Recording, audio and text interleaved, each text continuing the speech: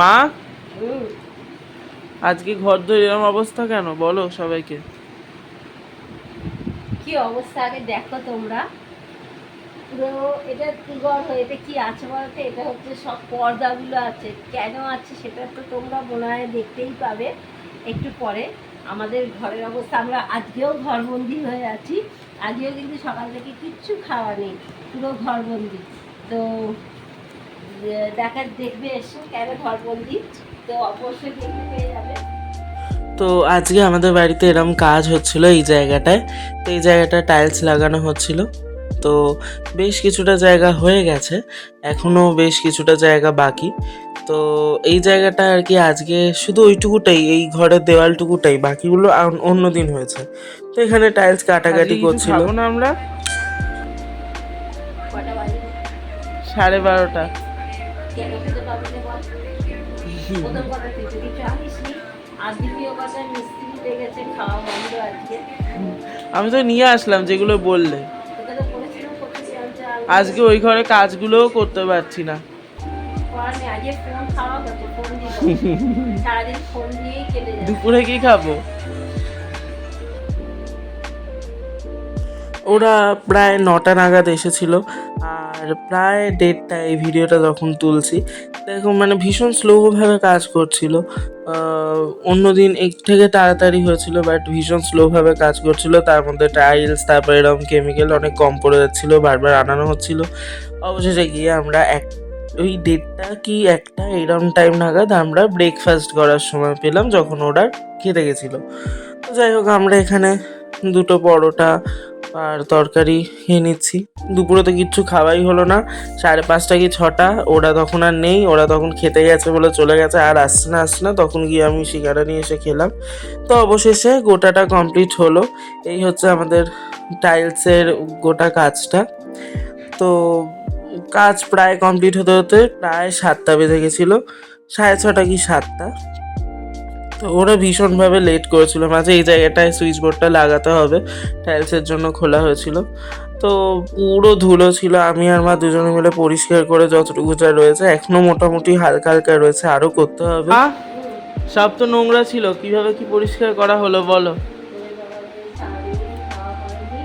সারাদিন খাওয়া হয়নি, রান্না বান্না হয়নি, তারপরে এখানে মিস্ত্রিরা একদম ধুলো বালি করে চলে গেছিল, একদম কি বলবো। তারপরে মানে ও আর আমি, মানে ছেলে আর আমি এতক্ষণ ধরে পরিষ্কার করলাম, সেই তোমার 6টা থেকে 8টা, পুরো পাক্কা 2 ঘন্টা করে আমরা পরিষ্কার করেছি। এখনো একটু পদে রয়েছে, তবুও মানে চলে যাবে, এখন চলে যাবে। কেউ দেখে বলবে না মিস্ত্রি লেগেছিল, কিন্তু সারাটা দিন আমাদের 9টা থেকে আর 8টা অবধি, মানে পুরো 12 ঘন্টা, 10-11 ঘন্টা মধ্যে কিছু না খাওয়া, এই অবস্থা আমাদের দিন কেটেছে। তো তারপর আমি চলে আসি আমাদের উত্তরপাড়ার ওপারে এই একটা অ্যাকোরিয়ামের দোকানে। তো আমাদের একটা জায়গায় অ্যাকোরিয়াম সেট করা হবে। তো আমি আর বাবা চলে এসেছিলাম, বাবা কাজের ওখান থেকে গেছিলো, আমি বাড়ি থেকে চলে গেছিলাম। আমি তো আজকে বাড়িতে এরকম কাজ টাজ হয় কিছুই, কোথাও যেতে পারিনি। তো যাই হোক, এই হচ্ছে দোকানটা, বেশ নানান রকম মাছ টাছ রয়েছে। আর আমাদের আগে অ্যাকোরিয়াম ছিল, তখন আমি বেশ অনেক ছোট্ট, আর এখন আবার করার ইচ্ছে হলো, দেখা যাক কতদূর কি হয়। অনেক রকম মাছই রয়েছে এখানে। তো বাড়িতে নিয়ে চলে আসলাম। যাওয়া হয়েছিল, তো দেখতেই পাচ্ছ কি জানা হলো। তো এবার এটাকে ডেকোরেশন করতে হবে, অনেক কিছু সাজাতে হবে, এর মধ্যে অনেক কিছু ঢোকাতে হবে। তো এই দেখো কালারিং নুড়িগুলো নিতে পারবি না, একটা নিবি? কালারিং ছিল না, এক কালারটা ভালো লাগছে না। নিচে গ্রাস কার্পেট পাতা হবে। তো দেখো এই যে অক্সিজেন, তারপরে এটা কি, এগুলো সাজানো। সাজিয়ে কি হবে? আচ্ছা, এইদিকে থাকবে মাছগুলো, গাছের মধ্যে লুকিয়ে থাকবে।